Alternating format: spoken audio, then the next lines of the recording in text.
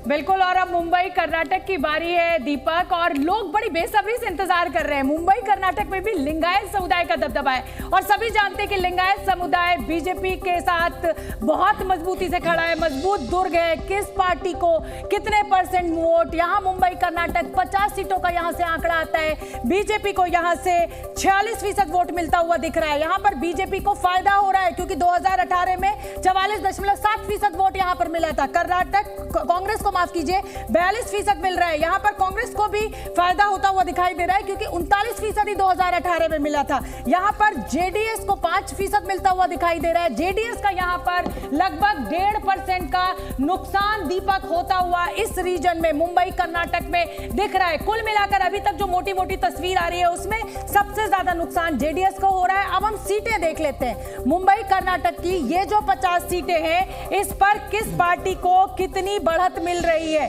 2018 की बात करें तो बीजेपी इस रीजन से 30 सीटें जीत कर आई थी।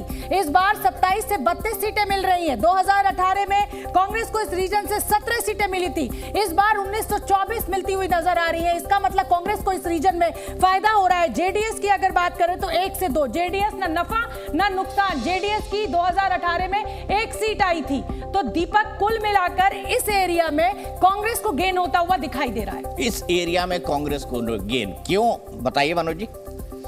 मैंने बोला ना कि जहां जैसे वोटर है, लिंगायत का जैसे है, अपने हिसाब से चूज कर रहा है कि हमको क्या करना है। और जहां पे आप देखिएगा कि हिंदू के अगेंस्ट में कितने अदर्स कम्युनिटी वाले जो खड़े हैं उसको रिफ्लेक्ट कर रहे हैं और ये पूरे आंकड़ा दिख रहा है। वहाँ पे जो भी चुनाव हो रहा है वो आप जान लीजिए कि 2 कम्युनिटी के बीच में पूरी तरह से फाइट होकर कर रहा है। और यार यहाँ पे पहले भी बीजेपी का जो था एरिया वो उस तरीके से नहीं बना हुआ था और हो हर रीजन में अभी बीजेपी को बनाना भी बड़ा मुश्किल है। और वहाँ पे बम्बे जो कर्नाटका है, बम्बई कर्नाटका, वहाँ पे कांग्रेस पहले थी और ये संगठन है और उधर से उनका पूरा कार्य भी हुआ है।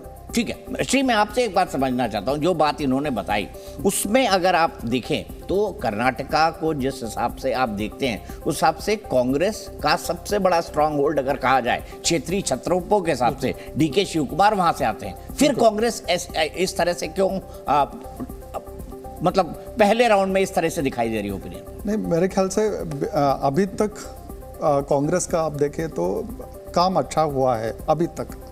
पर जैसे उन्होंने मनोज जी ने बताया था, वो जब से प्राइम मिनिस्टर आया है वो उनका पूरा मशीनरी, पहले बीजेपी का काडर थोड़ा सा खुश नहीं था पर एकदम से गैल्वेनाइज हो गया है और उसके हिसाब से वो ईस्ट रीजन में बहुत बड़ा एक चेंज हो गया है। अभी भी मैं मानता हूँ वहाँ पर कांग्रेस का मैं इसमें बीच में आना चाहूंगी। राहुल गांधी की संसद सदस्यता खत्म हो गई, इसी कर्नाटक में एक भाषण दिया। क्या ये सिंपैथी वोट कांग्रेस को मिलता हुआ आप नहीं देख रहे हैं? ये मेरे से प्रश्न है? बिल्कुल आप सोमना बता दूं कि ये वहां पे मुद्दा है ही नहीं और शायद नाराज होने वाले कम है, खुश होने वाले ज्यादा है। मैं सीधा सीधा ये बात बताऊंगा सदस्यता जाने से।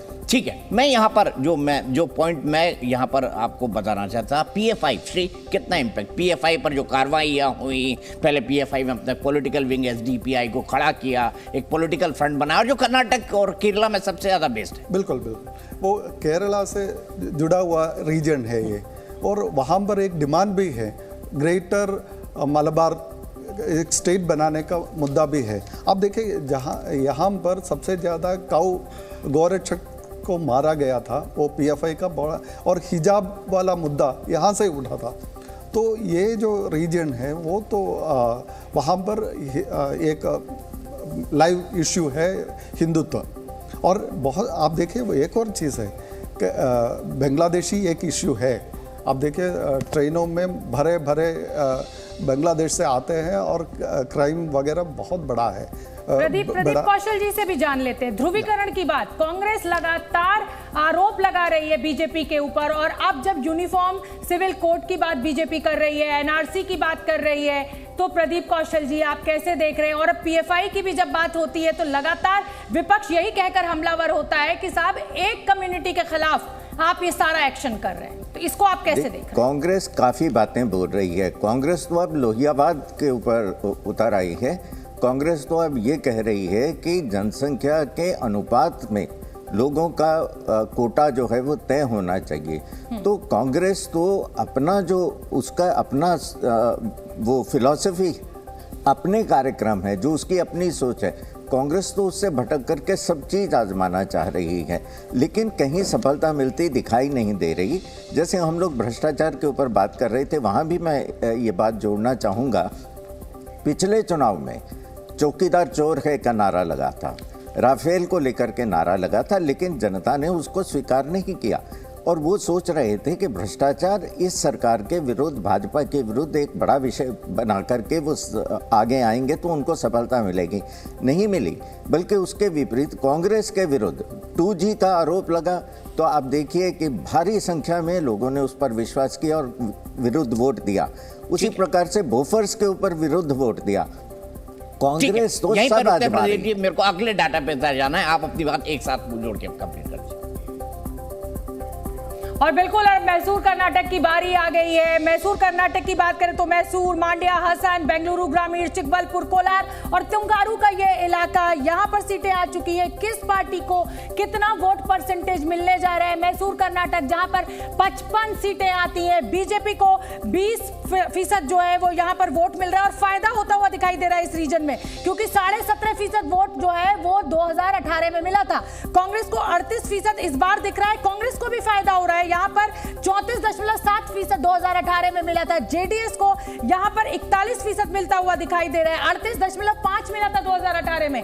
यानी बीजेपी, कांग्रेस और जेडीएस तीनों ही पार्टियों को अगर हम वोट परसेंटेज की बात करें तो फायदा हो रहा है और नुकसान जो हो रहा है वो अन्य को हो रहा है। 9.2% मिला था 2018 में, जो इस बार 1% में बदल गया है। अब ये वोट परसेंटेज जब सीटों में बदल रहा है तो कितनी सीटें मिल रही है? बीजेपी को 8 से 13 सीटें मिलती हुई यहाँ पर दिखाई दे रही है। 2018 में इस रीजन से 9 सीटें बीजेपी को मिली थी। कांग्रेस को 18 से 23 इस आंकड़े में दिखाई दे रही है, लेकिन कांग्रेस को यहां से 17 सीटें मिली थी। 24 से 29 सीटें जेडीएस को मिलती हुई दिखाई दे रही हैं। 2018 में यहां से 17 सीटें जेडीएस को मिली थी, अन्य के खाते में 1 से 2 जा रही है। 2018 में यहां से अन्य के खाते में 2 गई थी। तो कुल मिलाकर अगर हम यहां पर सीटों की बात करें तो किसी भी पार्टी में कोई बहुत बड़ा बदलाव नहीं दिखाई दे रहा है। मनोज जी, इस सवाल को लेकर मैं आपके पास आऊंगी, क्योंकि जब मैं 2018 के आंकड़े को देख रही हूं, चाहे मैं वोट परसेंटेज में देख रही हूं और चाहे मैं सीटों में देख रही हूं, एक आपने बड़ा सेफ सा जवाब है आपका। 17 सीटें अगर मिल रही हैं बीजेपी को 2018 में, तो आप 18 से 23 सीटें इस बार दिखा रहे हैं। ऐसे ही कुछ स्थिति कांग्रेस की है, इसको मैं कैसे समझूं? देखिए, सबसे पहले पिछले वोट परसेंटेज को आप समझिए। 36 पॉइंट कुछ लेकर बीजेपी आई थी और 38 पॉइंट कुछ लेकर आई थी कांग्रेस। लेकिन सीटों में आप बड़ा बदलाव देखती होंगी कि 106 सीटें इनके पास आ गया था, बीजेपी के पास 104 सीटें, सॉरी 104 सीटें आ गई थी और वो जाकर 89 के करीब टिक गए थे। वोट परसेंटेज सीट से कोई लेना देना नहीं होता, एक चीज जान लीजिए। चूंकि क्या है कि यदि हमारे 40-50 कैंडिडेट यदि बड़े मार्जिन के साथ जीते हैं तो हमारा जब ओवरऑल वोट परसेंटेज पे जाएंगे तो बढ़ा हुआ दिखेगा। और जब भी हमारे मार्जिनल होंगे, कांग्रेस के साथ मैं यही बात आपको पहले बताया था कि कांग्रेस के 18 ऐसी सीटें हैं जो मार्जिनल है 1.5% के वोट से, माने 1.5% से लेके 0.5% तक जो 18 सीटें जीती थी। और बीजेपी के लिए ये सीटें जो है 18 सीटें, ये निकालना बहुत जरूरी है और बीजेपी ने ये 18 सीटों पे काम किया है, जहां पे कांग्रेस ने पिछले बार मार्जिनल सीटें। हम लोग अलग अलग तरीके से राजनीतिक समीकरणों के हिसाब से देखते हैं, स्टेटमेंट के हिसाब से देखते हैं। बीजेपी जो फील्ड में काम करती है वो सबसे पहले टारगेट करती है। ठीक है। और दीपक, मुझे दीपक, अब मैं और दीपक देखिए लगातार आपके साथ बने हुए हैं। लगभग सभी रीजन्स की सीटें हम आपको दिखा चुके हैं और सिर्फ 2 मिनट के ब्रेक के बाद आपको कर्नाटक की पूरी तस्वीर दिखाएंगे, तो कहीं मत जाइए, देखते रहिए जी न्यूज में। और दीपक लगातार आपके साथ बने हुए हैं।